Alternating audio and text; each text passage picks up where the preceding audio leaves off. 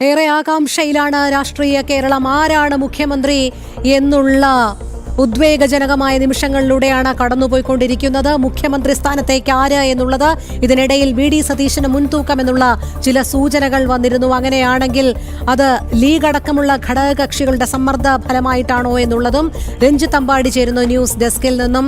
രഞ്ജിത്ത്, ഏറെ ഉദ്വേഗജനകമായ നിമിഷങ്ങൾ എന്ന് തന്നെ പറയേണ്ടിയിരിക്കുന്നു. വളരെ നിർണായകമായ ചർച്ച ഡൽഹിയിൽ പുരോഗമിക്കുന്നു. അതിനുശേഷം ആരാണ് കേരള മുഖ്യമന്ത്രി എന്നറിയാൻ സാധിക്കും. പക്ഷേ അത് ആർക്കാണ് എന്നുള്ളതിലാണിപ്പോൾ പല അഭ്യൂഹങ്ങളും പരക്കുന്നത്. നമുക്ക് ഈ അവസാന നിമിഷങ്ങളിൽ ഇതിൽ ആർക്കാണ് മുൻതൂക്കം എന്നുള്ളത് ഒരു നിഗമനത്തിലേക്ക് എത്തിച്ചേരാൻ കഴിയുന്നുണ്ടോ രഞ്ജിത്ത്? രോഹിണി, ഇതുവരെ ഒരു ക്യാമ്പുകൾക്കും കൃത്യമായിട്ടുള്ള ഒരു നിർദ്ദേശം കിട്ടിയിട്ടില്ല, അല്ലെങ്കിൽ ഏതെങ്കിലും തരത്തിലുള്ള അറിയിപ്പ് കിട്ടിയിട്ടില്ല. അത് VD-ക്കായാലും KC പക്ഷത്തിനായാലും രമേശ് ചെന്നിത്തലയ്ക്കായാലും അത്തരമൊരു അറിയിപ്പ് ലഭിച്ചിട്ടില്ല. എന്നാൽ അവസാന നിമിഷങ്ങളിൽ ചില നീക്കുപോക്കുകൾ വി.ഡി. സതീശന് അനുകൂലമായി ഉണ്ടാകുമെന്നുള്ള കണക്കുകൂട്ടൽ തന്നെയാണ് വി.ഡി. പക്ഷം ഇപ്പോൾ നമ്മളുമായി പങ്കുവയ്ക്കുന്നത്. കാരണം ലീഗിൻ്റെ ഒരു നിലപാട്, RSPയുടെ നിലപാട്, കേരള കോൺഗ്രസിൻ്റെ നിലപാട്, ഘടകകക്ഷികളുടെ നിലപാട് വി.ഡിക്ക് അനുകൂലമാണ് എന്നതിൽ യാതൊരു തർക്കവുമില്ല. നമ്മൾ തുടക്കം മുതൽ തെരഞ്ഞെടുപ്പിൻ്റെ റിസൾട്ട് എത്തുന്നതിന് മുൻപ് മുതൽ തന്നെ നമ്മൾ കൃത്യമായി തന്നെ അത് പറഞ്ഞിരുന്നു. വി.ഡിക്ക് ഉള്ള ക്ലെയിം എന്ന് പറയുന്നത് ഈ ഘടകകക്ഷികളുടെ പിന്തുണയാണ്. അതേസമയം MLA-മാരുടെ പിന്തുണ KCക്ക് അനുകൂലമാണ്.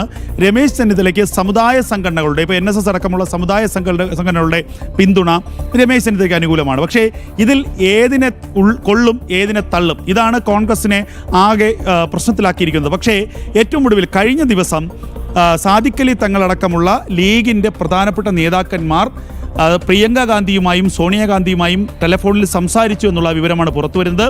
അതിൽ പ്രിയങ്കയെ കൃത്യമായി കൺവിൻസ് ചെയ്യുന്നതിൽ ലീഗ് വിജയിച്ചു. കാരണം വയനാട് പോലെയുള്ള ഒരു മണ്ഡലത്തിൽ നിന്ന് മാത്രമേ കോൺഗ്രസിൻ്റെ ഏതെങ്കിലും പ്രധാനപ്പെട്ട നേതാവിന് ഇനി ജയിച്ചു കയറാൻ സാധ്യതയുള്ളൂ. ഇന്ത്യയിൽ മറ്റൊരു മണ്ഡലമില്ല, ഇത്രത്തോളം സുരക്ഷിതമായ മണ്ഡലമില്ല. അപ്പോൾ ആ വയനാട് മണ്ഡലത്തിൽ ലീഗിനുള്ള അപ്രമാദിത്യം അത് കൃത്യമായി തന്നെ ഇവർക്കറിയാം. അപ്പോൾ ആ മണ്ഡലത്തെ കേന്ദ്രീകരിച്ചുകൊണ്ട് ഉള്ള ചർച്ചകളിലേക്ക് കടന്നു.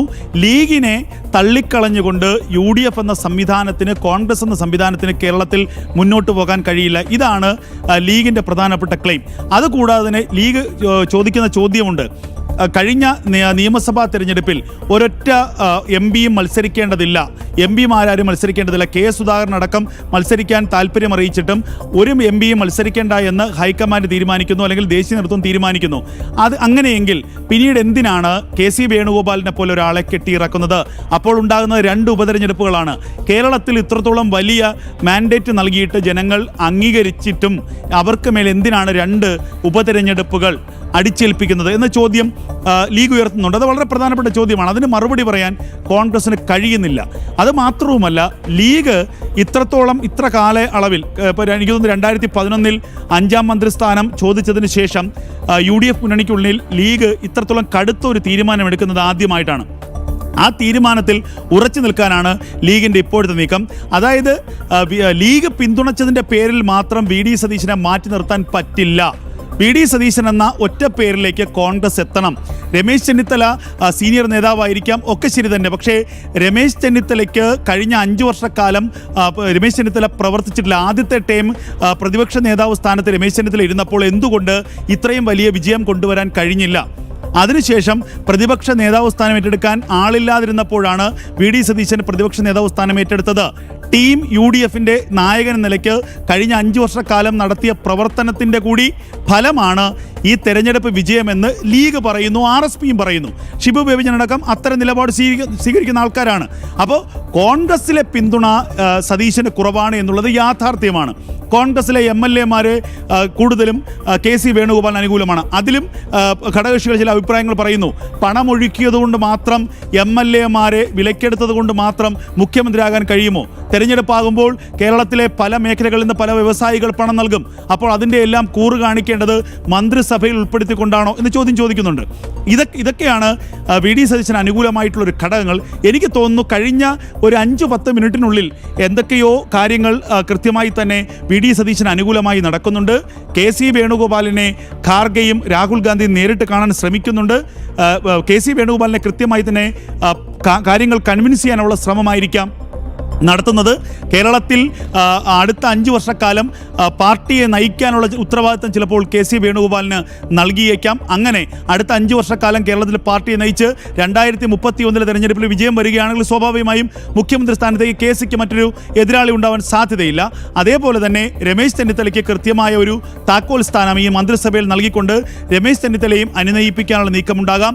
ബി ഡിയിലേക്ക് കാര്യങ്ങൾ എത്താനുള്ള സാഹചര്യങ്ങളുണ്ട് എന്നാണ് നമുക്ക് അവസാന നിമിഷം മനസ്സിലാകുന്നത്. അതിൻ്റെ ഒരു ആഹ്ലാദ പ്രകടനങ്ങൾ വി ഡിയുടെ ക്യാമ്പുകളിലുണ്ട്, വി ഡിയുടെ വസതിയിലുണ്ട്, വി ഡിയുമായി ബന്ധപ്പെട്ട കേന്ദ്രങ്ങളിലൊക്കെ തന്നെയുണ്ട്. ഞാൻ ഇപ്പോഴും പറയുന്നത് വി ഡി മുഖ്യമന്ത്രി ആവുകയാണെങ്കിൽ അതിൻ്റെ പിന്നിൽ ലീഗാണ്. ലീഗിൻ്റെ ഒരു പ്രസ്റ്റീജ് വിഷയമാണ് വി ഡി സതീശനെ മുഖ്യമന്ത്രിയാക്കുക എന്നുള്ളത്. ലീഗിൻ്റെ ഒരു ഈഗോ വിഷയമാണ് വി ഡി സതീശനെ മുഖ്യമന്ത്രിയാക്കുക എന്നുള്ളത്. അല്ലാതെ വി ഡി സതീശന് കോൺഗ്രസിനുള്ളിലുള്ള സ്വാധീനമോ അല്ലെങ്കിൽ വി ഡി സതീശൻ്റെ ജനപ്രീതിയോ കണ്ടായിരിക്കില്ല കോൺഗ്രസ് വി ഡി സതീശനെ മുഖ്യമന്ത്രിയാക്കുന്നത്. വി ഡി സതീശന് പിന്നിൽ ലീഗ് എന്ന ഘടകകക്ഷി ഉറച്ചു നിൽക്കുന്നതിൻ്റെ ഭാഗമായിട്ടുള്ള ഒരു ഒത്തുതീർപ്പ് നാളെയോ അല്ലെങ്കിൽ അടുത്ത ഏതെങ്കിലും വർഷത്തിലോ പ്രിയങ്ക ഗാന്ധിക്കും രാഹുൽ ഗാന്ധിക്കും ധൈര്യമായി വന്ന് ലോക്സഭയിലേക്ക് മത്സരിക്കാൻ വയനാട് എന്നൊരു മണ്ഡലം ഉള്ളതിൻ്റെ കൂടി അടിസ്ഥാനത്തിലുള്ള ഒരു ഒത്തുതീർപ്പ് ഫോർമുലയിലേക്കായിരിക്കും വി ഡി സതീശൻ മുഖ്യമന്ത്രിയായി എത്തുക. ചിലപ്പോൾ കോൺഗ്രസ് ആണ്, നമുക്കൊന്നും പ്രവചിക്കാൻ കഴിയില്ല. ചിലപ്പോൾ അവസാന നിമിഷം വി ഡി സതീശനെ വെട്ടി കെ സി വേണുഗോപാലിൻ്റെ പേരും ഉയർന്നു വന്നേക്കാം. കാരണം കെ സിക്ക് കേന്ദ്രത്തിലുള്ള സ്വാധീനം അത്രയുമാണ്, ദേശീയ കോൺഗ്രസ് രാഷ്ട്രീയത്തിലുള്ള സ്വാധീനം അത്രയുമാണ്. പക്ഷേ രാഹുൽ ഗാന്ധിയും ഖാർഗെയും ഒക്കെ ചിന്തിക്കുന്നത് ഒരു കെ സി വേണുഗോപാലിനെ അനുനയിപ്പിച്ച് നിർത്തിയിട്ട് കേരളത്തിൽ വി ഡി സതീശനെ തൽക്കാലത്തേക്ക് മുഖ്യമന്ത്രി കസേരയിലേക്ക് കൊണ്ടുവരിക. ഈ ഒരു പ്രതിസന്ധിക്ക് ഒരു അയവ് വന്ന ശേഷം വേണമെങ്കിൽ 2 വർഷമോ 2.5 വർഷമോ കഴിഞ്ഞ് വി ഡി സതീശനെ മാറ്റി മറ്റൊരു മുഖ്യമന്ത്രിയാക്കാനുള്ള സാഹചര്യങ്ങളുമുണ്ട്. അന്ന് ലീഗിനെ വിശ്വാസത്തിലെടുത്താൽ മാത്രം മതി, RSP വിശ്വാസത്തിലെടുത്താൽ മാത്രം മതി. അതിനും ഉള്ള സാധ്യതകളുണ്ട്. പക്ഷേ കോൺഗ്രസ് ആണ്, നമുക്കൊന്നും പറയാൻ കഴിയില്ല. പക്ഷേ അവസാന നിമിഷങ്ങളിൽ അല്പമെങ്കിലും ഒരു മുൻഗണന വി ഡി സതീശൻ ക്യാമ്പിന് അനുകൂലമാണ് എന്നുള്ളതാണ് പുറത്തുവരുന്ന പ്രധാനപ്പെട്ട വിവരം. ശരി, അമ്പാടി തുടരുക. നമുക്ക് ഈ വാർത്തയിലേക്ക് തന്നെ വളരെ പെട്ടെന്ന് എത്തിച്ചേരേണ്ടതുണ്ട്. ഒരു ചെറിയ ഇടവേളയ്ക്ക്